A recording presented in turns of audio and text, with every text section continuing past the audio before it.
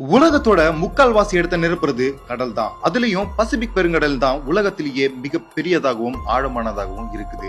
இந்த கடல் எவ்வளவு ஆழமானதா இருக்குதோ அதை விட பயங்கரமான ஆபத்துகள் நிறைந்தது. இந்த கடல் ஆசியா மற்றும் ஆஸ்திரேலியா கண்டங்களுக்கும் வட மற்றும் தென் அமெரிக்கா கண்டங்களுக்கும் இடையில் அமைந்துள்ளது. உலகின் மொத்த கடல் பரப்பளவில் சுமார் 1/3 பகுதி இந்த பசிபிக் பெருங்கடலால் தான் நிரம்பியுள்ளது. இதன் பரப்பளவு சுமார் 165 மில்லியன் சதுர கிலோமீட்டர் ஆகும். உலகிலேயே மிக ஆழமான பகுதியான மரியானா ட்ரெஞ்ச் இந்த பெருங்கடல்ல தான் அமைஞ்சிருக்கு. இதனுடைய மொத்த ஆழம் 11 கிலோமீட்டர். இந்த பசிபிக் பெருங்கடல்ல தான் ரிங் ஆஃப் ஃபயர் என்ற நிலநடுக்க பகுதி அமைந்துள்ளது.